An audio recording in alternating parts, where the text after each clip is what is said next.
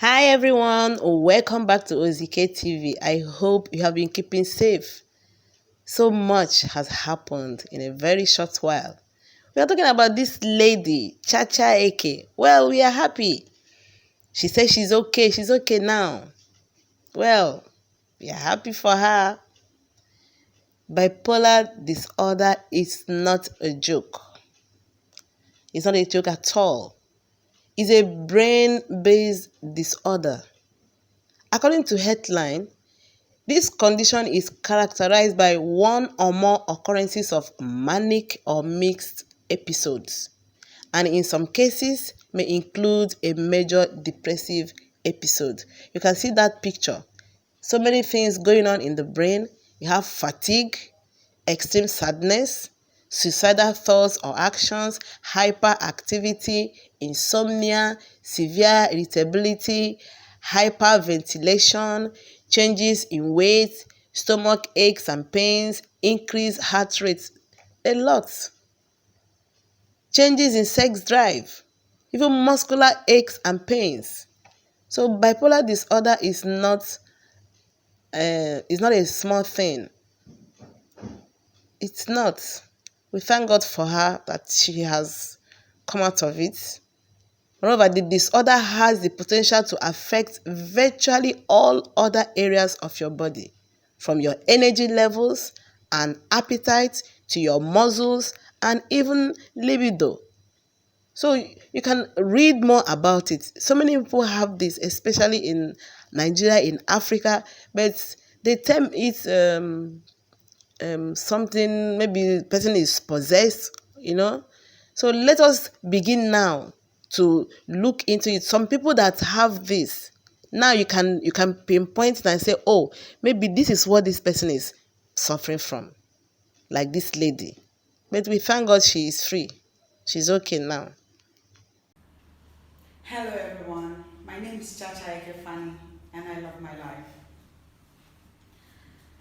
As you can see from this video, I am pregnant, and as has been peculiar with my former pregnancies, every time I'm pregnant, something in me just erupts. These things that erupt within me have just a few days ago finally gotten the diagnosis of being bipolar disorder. It makes me do crazy things, think crazily, and act crazily. Over the years, I have suffered episodes and I didn't know what they were, where they came from, these feelings that always made me feel different from the inside for years. On the 3rd of October, I had yet another episode that drove me out of my house. I found myself racing to Zenith Bank to withdraw money, to do welcome back of my phone lines that I had destroyed myself. It was as my husband tried to stop me on our way to Zenith Bank that I realized that that was even a Saturday. When that failed, still acutely manifesting from bipolar disorder, I found my way to Southgate Hotel, where Nollywood people usually camp and make departures from. Prior to that day, I didn't know I had bipolar, but my husband did. He did because 2 weeks before the 12th of October, I had had yet another serious episode that landed me at the hospital, still First Delta American Hospital. It was so bad. I regret most of the actions that came with that episode. But my hospital didn't tell me that it was bipolar when I was discharged. Dr. Isioma Okoba, the doctor and the owner of First Delta American Hospital, they had told my husband on that visit that your wife is bipolar, but my husband was finding the better time to break the news to me when another relapse happened. And it happened this time because he tried to get me to take my meds, to take my medications. And like I said, I didn't know that I was already a bipolar victim, a bipolar patient, I meant to say. I didn't know, but I took out my anger on him when he said, "Did you take your drugs?" And growing up, I didn't used to like to take drugs. I still don't. But look at all the drugs that they gave me from the visit to the hospital 2 weeks ago. Aldomet, this is for pregnancy, they said.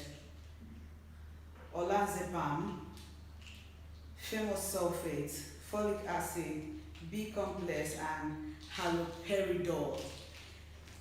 I started flushing this down the toilet instead of taking them. 3 days I didn't take them, and it resulted in the embarrassing display that I displayed in front of Southgate. My husband said, "Take your drugs," but I got angry with him, like, how dare you try to insinuate like those doctors and nurses that I'm ill and mentally ill. That was his only crime. I flipped it on him like an enemy, and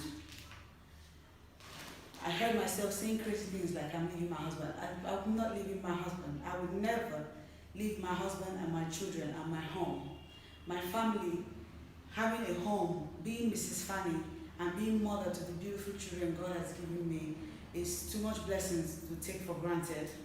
And so I say this to as many as are out there that care about me as a person and care about my brand as Chacha Eke Faani, that I didn't leave my home, and I'm not leaving. Saying that I'm living with my life in the video you saw on 3rd October is one out of the many crazy things that I say and that many bipolar disorder patients say when facing episodes or crisis.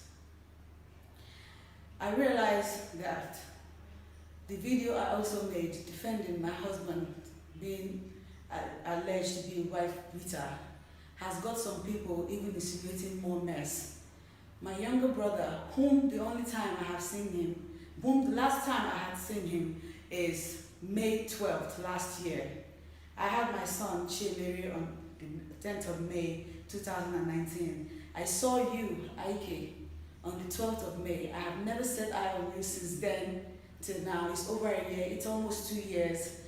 Even when I called you early this year, you didn't pick my call. You didn't return it either. And here you are out there, putting fire where there's none, creating doubt so that no one will know what to believe anymore because you're my family member.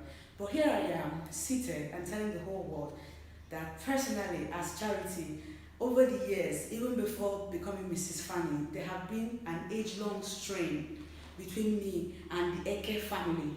So it's no surprise that my brother will come to say things that a detractor would say. Ike, stop it. It's not cute. Stop it, because I deserve better from you as a sibling, whom I have been nothing but good to.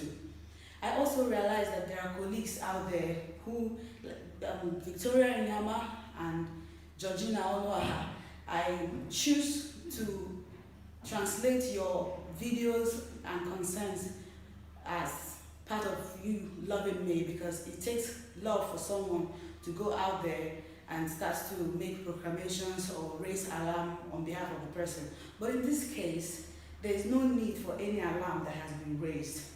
This is not me trying to save my marriage, it's not damage control.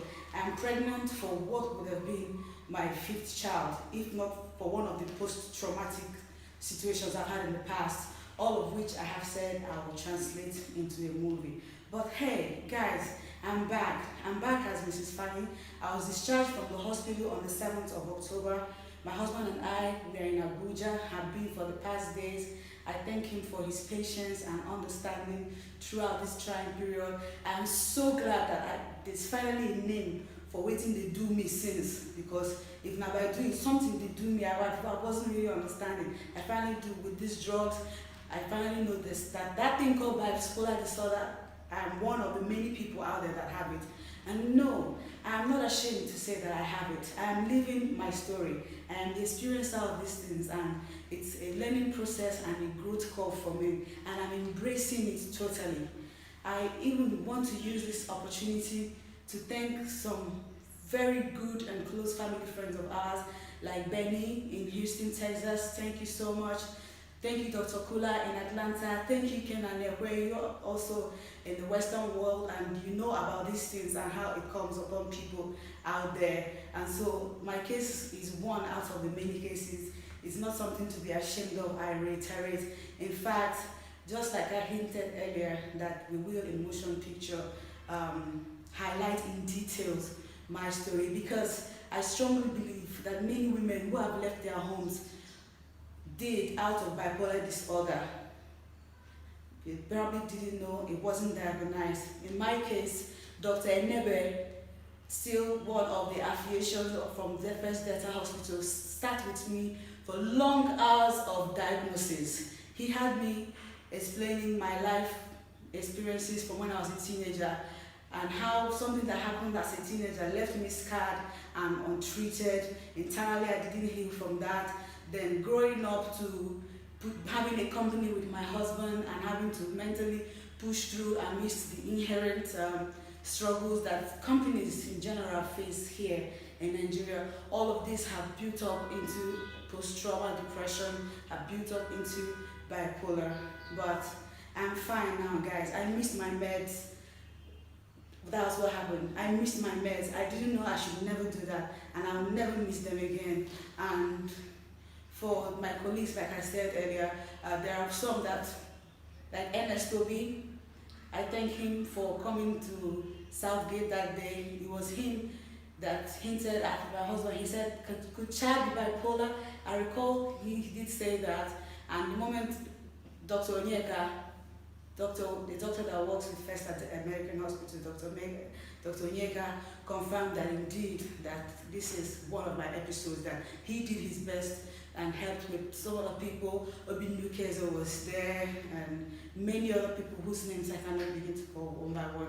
But I'm thankful to everybody that have loved me for all these years.